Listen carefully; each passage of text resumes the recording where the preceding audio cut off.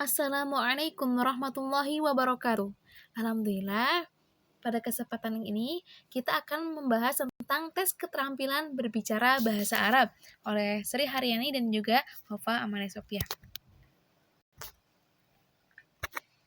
Oke, pertama, pendahuluannya, bahasa Arab merupakan salah satu bahasa asing yang belakangan ini banyak ditekuni oleh masyarakat untuk dipelajari dan ditelaah, baik yang berorientasi pada pendekatan normatif dan spiritualis dengan berkeyakinan bahwa bahasa Arab merupakan bahasa agama karena Al-Quran diturunkan dengan bahasa Arab.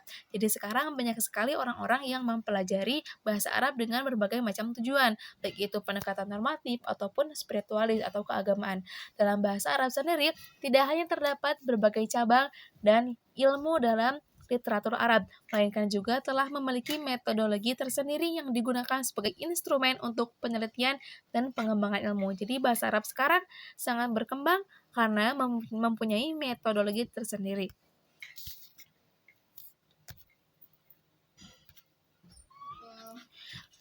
Implementasi bahasa Arab dalam kurikulum pendidikan, maka eksistensi bahasa Arab memiliki sejumlah cabang antara lain hiwar, dialog, qawaid, nahwu dan sorob, dan mutalaah, mufradat, insya, imla, mahfudot, tarjamah, dan juga balagoh. Dan juga, bila diklasifikasikan berdasarkan segi pemahaman linguistik, maka keterampilan kajian bahasa Arab dapat dipetakan menjadi 4 maharoh atau keterampilan berbahasa. Pertama, maharatul istima, mendengar, maharatul kalam, berbicara, maharatul qiraah, membaca, maharatul kitabah, menulis. Di sini juga terdapat banyak tokoh-tokoh yang menjelaskan apa itu definisi dari keterampilan berbicara atau maharatul kalam. Pertama, John Sunendar juga Iskandar Wasid. Mereka mengungkapkan bahwa keterampilan berbicara pada hakikatnya merupakan keterampilan memproduksi arus sistem bunyi artikulasi yang bertujuan untuk menyampaikan kehendak, kebutuhan perasaan, dan keinginan kepada orang lain. Hermawan juga berpendapat bahwa keterampilan berbicara maharatul kalam adalah kemampuan mengucapkan bunyi-bunyi artikulasi atau kata-kata untuk mengekspresikan pikiran berupa ide, pendapat, keinginan, atau perasaan kepada mitra bicara. Untuk melihat dan menilai kemampuan berbicara dari siswa, maka dilakukanlah tes kemampuan berbicara. Perencanaan evaluasi keterampilan berbicara yang akan disampaikan oleh Sri Haryani. Oke, perencanaan evaluasi keterampilan berbicara ini ada tahapannya. Yang pertama, menetapkan permasalahan. Yang kedua, menetapkan tujuan. Yang ketiga, persiapan tes. Yang keempat, pelaksanaan. Yang kelima, yaitu perbaikan. Kita kupas satu persatu. Yang pertama, menetapkan permasalahan ya.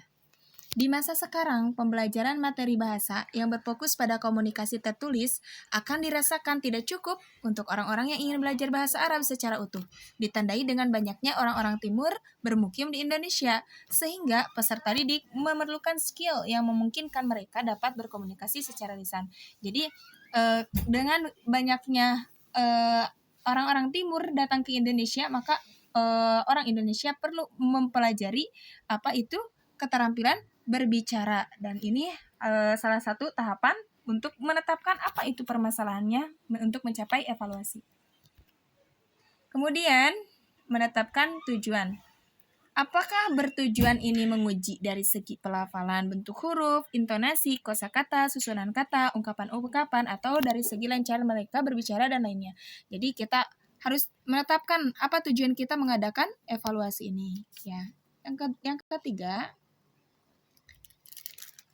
yaitu persiapan tes.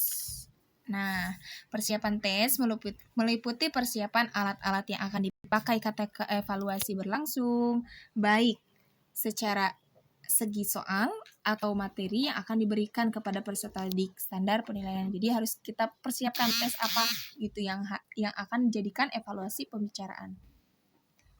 Kemudian yang keempat, pelaksanaan. Nah, ketika kita sudah menetapkan apa itu permasalahannya, menetapkan tujuannya, kemudian persiapannya sudah matang, maka kita harus melaksanakannya. Nah, pelaksanaan evaluasi ini dituntut mempunyai hubungan yang kuat dengan arah atau hasil yang diinginkan, sebagaimana cakupan evaluasi bertujuan membantu peserta didik mencapai hasil pembelajaran yang lebih baik. Nah, kemudian selanjutnya yaitu perbaikan. Nah, ini sangat penting dari apa itu evaluasi ya. Perbaikan ini akan menjadi tujuan akhir dari apa yang kita rencanakan. Sebagian pendidik meletakkan perencanaan dalam proses perbaikan dan mengamati angka-angka kesuksesan dalam evaluasi yang sudah dijalankan. Sikap yang seperti ini sangat dianjurkan, bahkan sangat penting sebelum proses perbaikan berlangsung. Nah, itu dia yang dipaparkan mengenai evaluasi perencanaan. Selanjutnya ada indikator tes kemampuan berbicara. Pertama-tama, seseorang pembicara perlu memiliki suatu pesan, masalah, atau topik tertentu yang ingin disampaikan kepada mereka yang mendengarkannya, sekurang-kurangnya untuk sekedar dipahami atau untuk ditanggapi. Jadi, seseorang ketika berbicara itu harus memiliki masalah, pesan, dan juga topik yang akan dibicarakan. Dan yang kedua, pesan itu harus secara jelas. Bagaimana caranya? Yaitu dengan cara menyusunnya dengan cara rapi.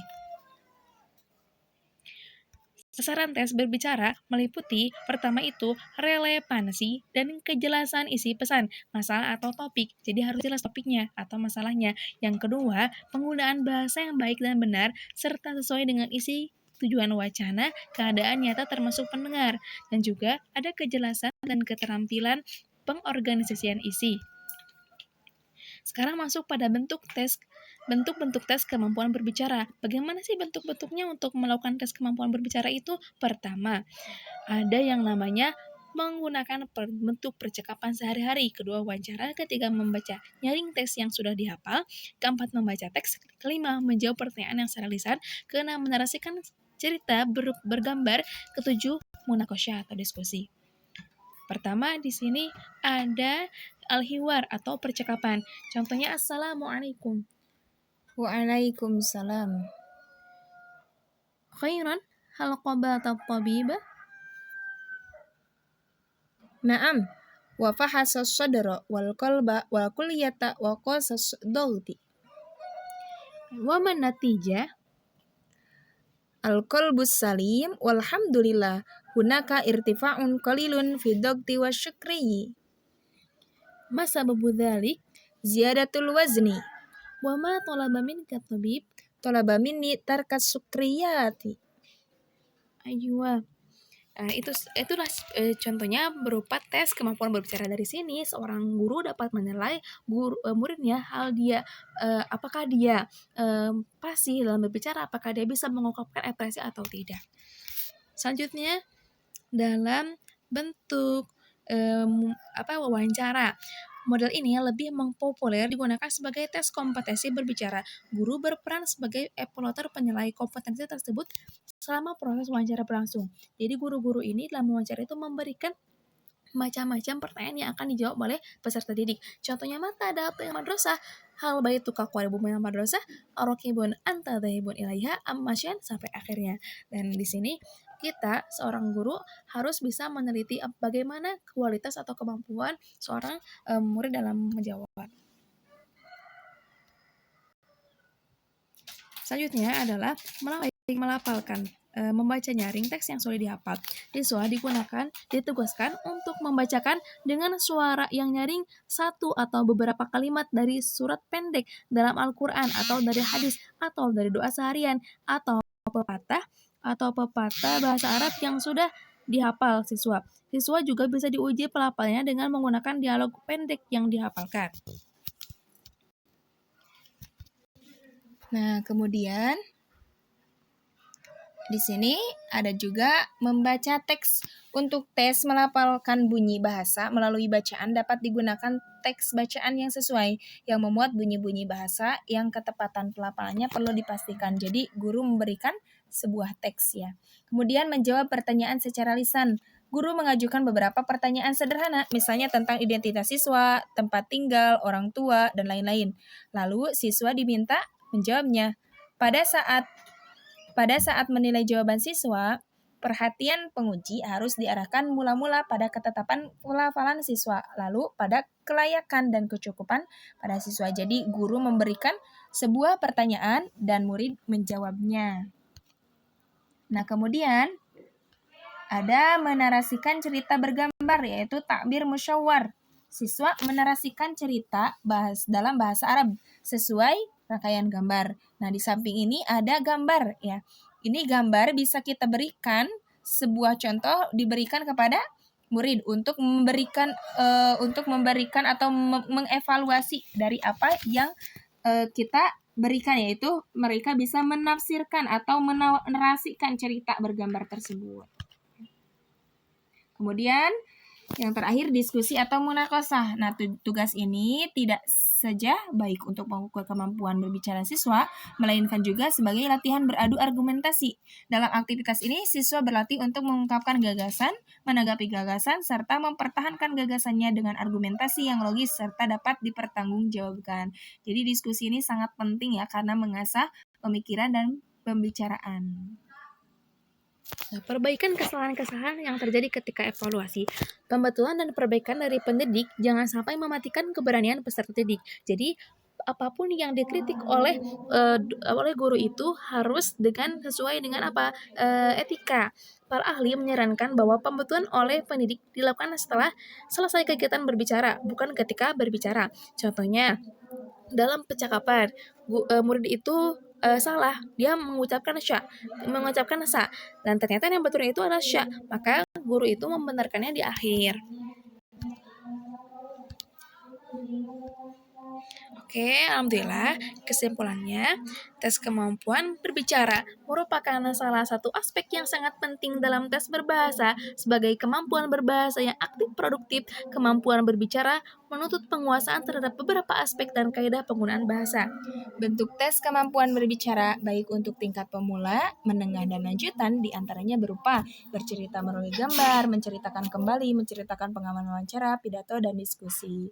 Ini pembahasan kita dari penjelasan tes keterampilan berbicara. Syukron ala halawatil ihtimam. Wassalamualaikum warahmatullahi wabarakatuh.